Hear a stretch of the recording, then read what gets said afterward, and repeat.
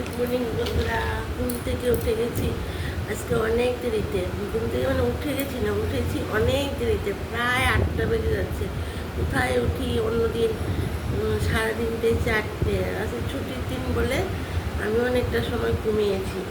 আর এতটা বৃষ্টি ছিল বলে কালকে রাতেই মাংস এনে রেখেছে, যদি সকালবেলা বেরোতে না পারে বৃষ্টিতে।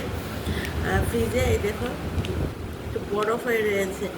এখন এটাকে বরফটা কাটলে এটাকে ভালো করে ধুয়ে টুয়ে তারপর মাংসটা রান্না করবো। আজকে দেখি যদি মাংসটা কীভাবে একটু অন্য স্টাইলে রান্না করি বা যেই স্টাইলেই করি, যদি পারি, যদি সময় পাই। এমনিতেই তো দেরি চলেছি, কটা বাজবে বেলা, কাজ সাথে সাথে অনেক দেরি হয়ে গেছে, তাই না বলো?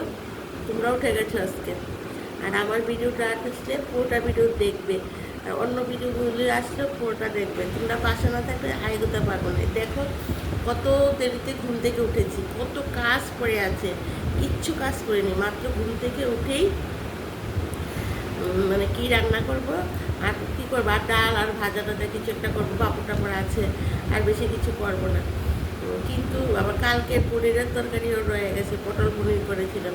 তো ঘুমের থেকে উঠেই 8টা বেজে যাচ্ছে, কিচ্ছু কাজ করিনি। কিন্তু আগে তোমাদেরকে জানাচ্ছি যে কী রান্না করছি কি না, মানে তোমাদের কথা মাথায় আগে এসছে। তো বন্ধুরা, এখন আমি একটু চা খাবো, চা খেয়েই রান্না শুরু করে দেবো।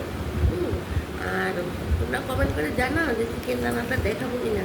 যদি তোমরা দেখতে চাও তো চিকেনটা অবশ্যই আমি দেখাবো। বন্ধুরা এখন রাখি, দেখো কী রোদ উঠে গেছে। অন্যদিন দেখো না জানালাটা যদি অন্ধকার হয়ে থাকে।